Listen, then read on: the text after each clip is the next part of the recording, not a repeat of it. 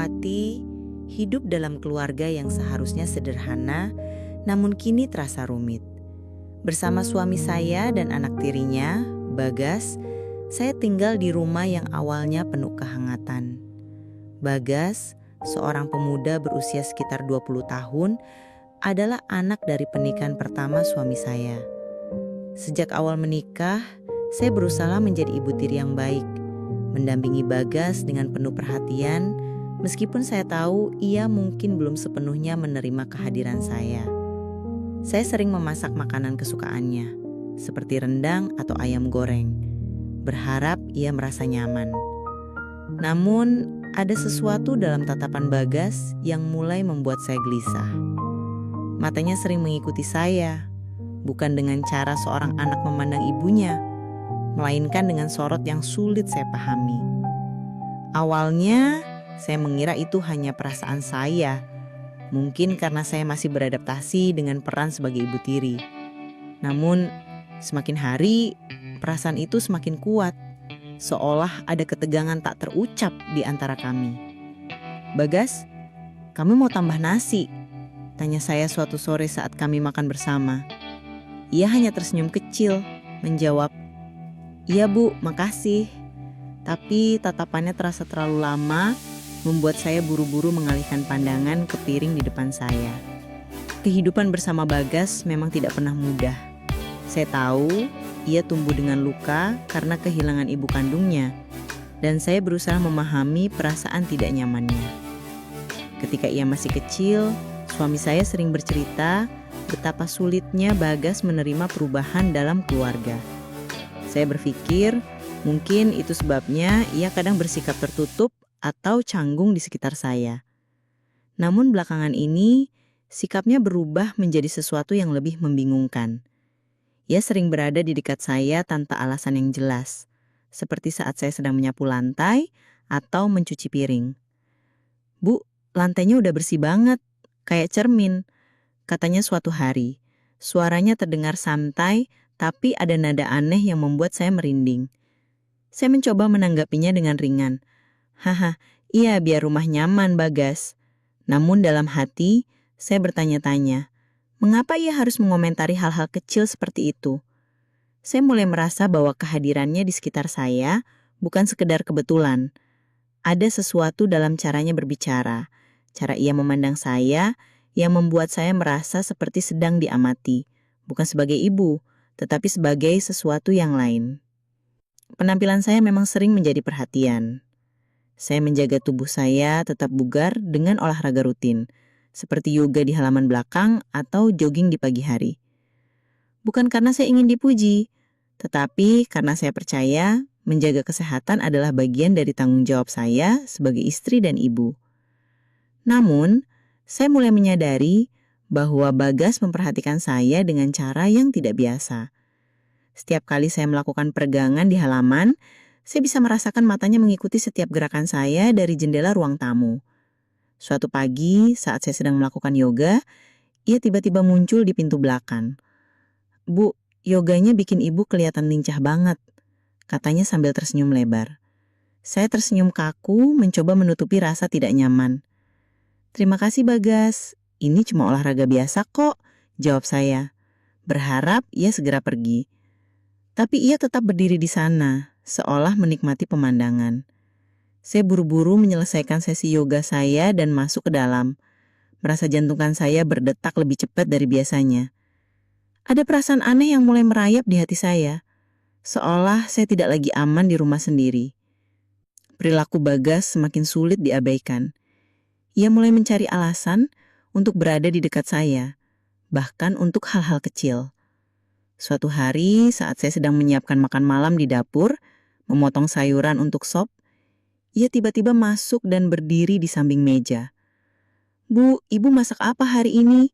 Baunya enak banget," katanya, tapi matanya tidak tertuju pada panci di depan saya. Saya merasa bulu kuduk saya berdiri, tapi saya berusaha tetap tenang. "Cuma sop biasa, Bagas." "Kamu suka sop kan?" tanya saya, berusaha mengalihkan perhatiannya. Ia mengangguk, tapi tetap tidak bergerak. Hanya memandangi saya dengan tatapan yang membuat saya ingin segera meninggalkan dapur. "Iya Bu, apapun yang Ibu masak pasti enak," jawabnya dengan nada yang terdengar terlalu akrab. Saya tersenyum tipis, berusaha menutupi rasa gelisah, lalu buru-buru mencari alasan untuk menyelesaikan pekerjaan saya. Dalam hati saya mulai bertanya, apakah ini cuma imajinasi saya, atau ada sesuatu yang benar-benar salah dengan sikap Bagas? Ketegangan itu semakin terasa ketika Bagas mulai melontarkan godaan yang lebih terbuka. Suatu malam, saat kami sedang makan bersama, ia tiba-tiba berkomentar, "Bu, Ibu kok selalu kelihatan seger ya, kayak nggak pernah capek?" Saya terkejut, mencoba menanggapinya dengan santai. "Haha, Bagas, Ibu juga manusia biasa kok, pasti capek juga." Tapi tatapannya tidak berhenti, seolah ada makna lain di balik kata-katanya. Suami saya, yang duduk di seberang meja, tidak menyadari apa-apa, sibuk dengan ponselnya. Saya merasa sendiri dalam ketegangan ini, seolah tidak ada yang bisa memahami apa yang saya rasakan. Saya mencoba mengabaikan perasaan itu, berpikir mungkin Bagas hanya sedang bercanda. Namun di dalam hati, saya tahu ini bukan candaan biasa. Ada sesuatu yang salah, dan saya mulai merasa terjebak dalam situasi yang tidak saya inginkan. Saya ingin berbicara dengan suami saya, tapi saya ragu. Bagaimana jika ini hanya kesalahpahaman? Tapi setiap kali Bagas memandang saya dengan cara itu, saya merasa semakin sulit untuk menganggapnya sebagai hal sepele. Saya hanya ingin rumah ini kembali menjadi tempat yang nyaman. Tapi, entah bagaimana, kehadiran Bagas mulai mengubah segalanya. Kehidupan di rumah ini semakin terasa seperti berjalan di atas tali tipis. Saya, Wati, mulai merasakan ketidaknyamanan yang semakin dalam setiap kali berhadapan dengan Bagas, anak tiri saya. Awalnya, saya berusaha menganggap tingkah lakunya hanya sebagai kekeliruan seorang pemuda yang sedang mencari perhatian. Tapi kini godaan dan tatapannya yang tidak pantas membuat saya merasa terpojok. Suatu sore, saat saya sedang menyiram tanaman di taman belakang, Bagas muncul di pintu belakang, bersandar di kusen dengan senyum yang sulit saya artikan. "Bu, tanamannya Ibu rapi banget, kayak taman di majalah," katanya. Suaranya terdengar terlalu ramah, hampir memaksa. Saya menoleh sekilas, berusaha tetap fokus pada tanaman. "Terima kasih Bagas, ini cuma hobi biasa," jawab saya singkat, berharap ia segera pergi. Tapi ia malah melangkah mendekat, berdiri terlalu dekat hingga saya bisa merasakan ketegangan di udara. Saya buru-buru mengakhiri pekerjaan saya dan masuk ke dalam. Jantungan saya berdetak kencang. Dalam hati, saya bertanya-tanya, mengapa ia terus mencari cara untuk berada di dekat saya? Saya merasa seperti sedang diawasi, dan itu membuat saya semakin gelisah, seolah rumah ini bukan lagi tempat yang aman bagi saya. Rasa canggung itu semakin kuat setiap kali saya berinteraksi dengan Bagas. Saya berusaha menjaga suasana tetap normal, berbicara dengannya seperti biasa, tapi setiap kata yang keluar dari mulutnya terasa seperti memiliki makna lain. Suatu pagi, saat saya sedang menjemur pakaian di halaman, Bagas tiba-tiba muncul dengan secangkir kopi di tangan. "Bu, Ibu nggak capek jemur pakaian pagi-pagi gini? Biar aku bantu," tawarnya, tapi matanya tidak lepas dari saya, menelusuri setiap gerakan saya dengan cara yang membuat bulu kuduk saya berdiri. Saya menggeleng cepat, berusaha tersenyum untuk menutupi rasa tidak nyaman. "Nggak usah Bagas, ini cepet kok. Kamu mending sarapan dulu," kata saya, berusaha mengalihkan perhatiannya. Tapi ia tetap berdiri di sana, memandangi saya dengan tatapan yang terasa seperti menembus. Saya merasa seperti sedang berusaha melarikan diri dari bayangan yang terus mengikuti. Setiap kali ia mendekat, saya merasa ada batas yang semakin kabur, dan saya tidak tahu bagaimana cara menghentikannya tanpa membuat suasana di rumah semakin tegang. Ketegangan itu mencapai puncaknya pada suatu pagi setelah sarapan. Saya sedang mencuci piring di dapur, berusaha fokus pada bunyi air yang mengalir untuk menenangkan pikiran saya. Bagas masuk, mengambil segelas air dari meja, tapi ia tidak segera pergi seperti biasanya. Ia berdiri di samping meja, memandangi saya dengan tatapan yang lebih lama dari yang seharusnya.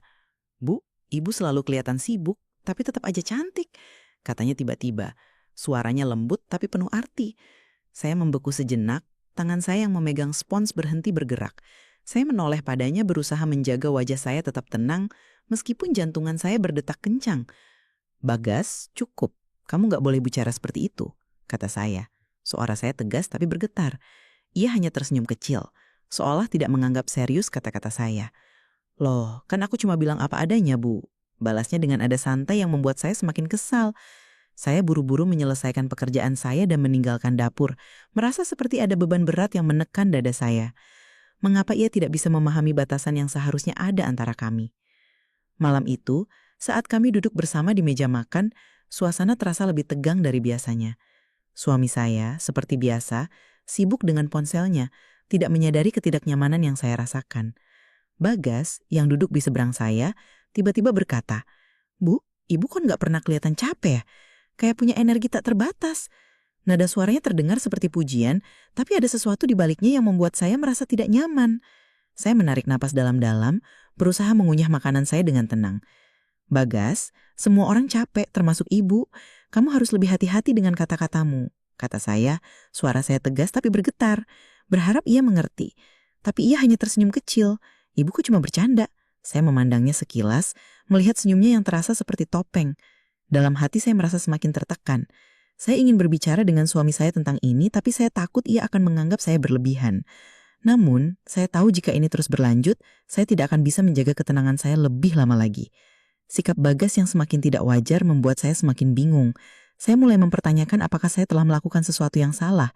Apakah saya terlalu ramah atau terlalu terbuka, sehingga ia salah mengartikan sikap saya. Suatu siang saat saya sedang merapikan ruang tamu, Bagas masuk dan duduk di sofa, memandangi saya dengan tatapan yang membuat saya merasa seperti sedang dihakimi.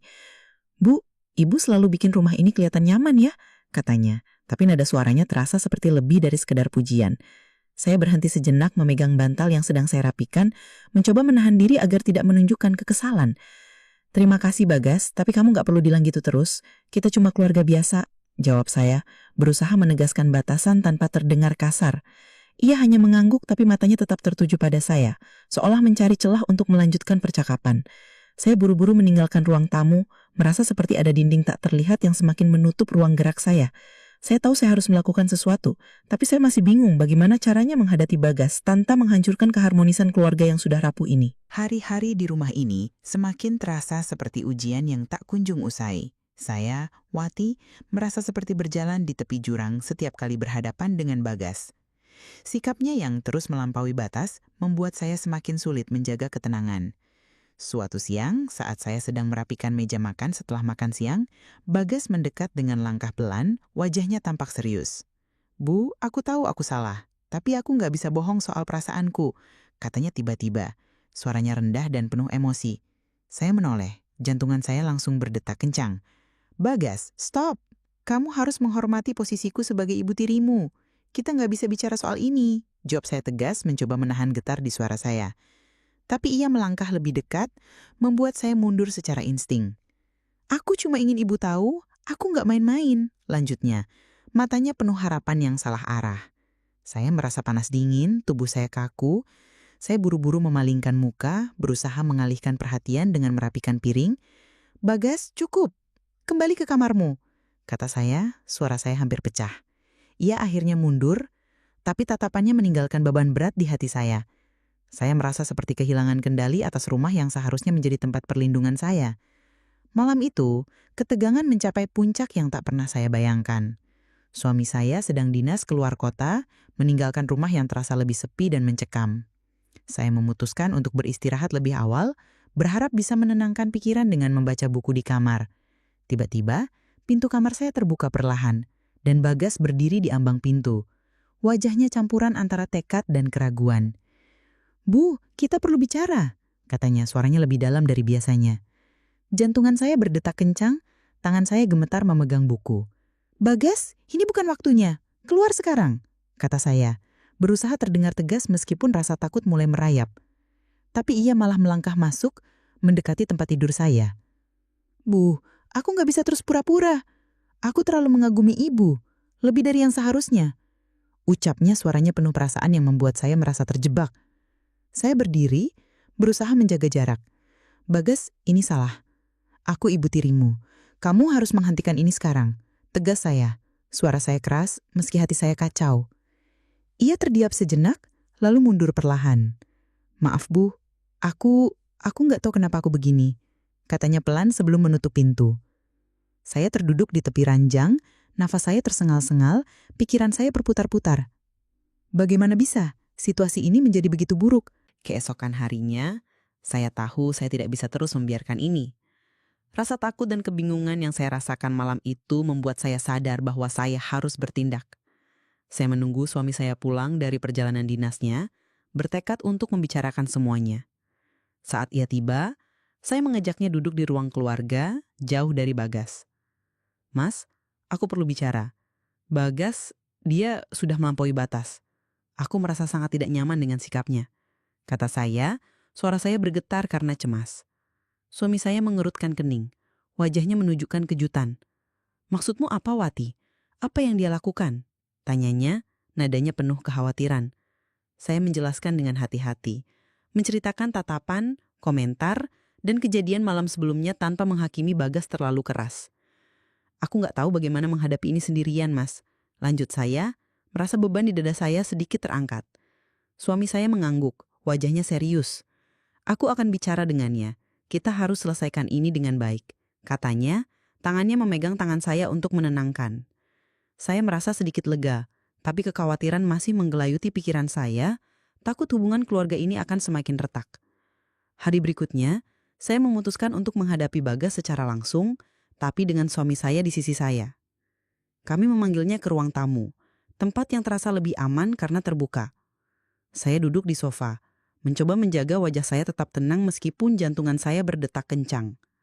Bagas, kita perlu bicara soal sikapmu, kata saya, suara saya tegas, tapi penuh harapan agar ia mengerti. Bagas menunduk, wajahnya penuh rasa bersalah. Aku tahu aku salah, Bu. Aku nggak bermaksud bikin ibu nggak nyaman, katanya pelan, suaranya hampir tak terdengar. Saya menghela nafas, merasakan campuran lega dan empati. Bagas, aku paham kamu mungkin bingung, tapi kamu harus mengerti bahwa hubungan kita adalah ibu tiri dan anak tiri. Kita harus saling menghormati batasan itu. Kata saya berusaha menjaga nada saya lembut tapi jelas. Ia mengangguk, matanya masih tertunduk. Aku janji akan coba berubah, Bu. Jawabnya, suaranya penuh penyesalan. Saya memandangnya, berharap kata-katanya tulus, tapi masih ada sedikit keraguan di hati saya. Suami saya, yang selama ini mendengarkan, akhirnya angkat bicara. Bagas, kamu harus menghormati ibu tirimu.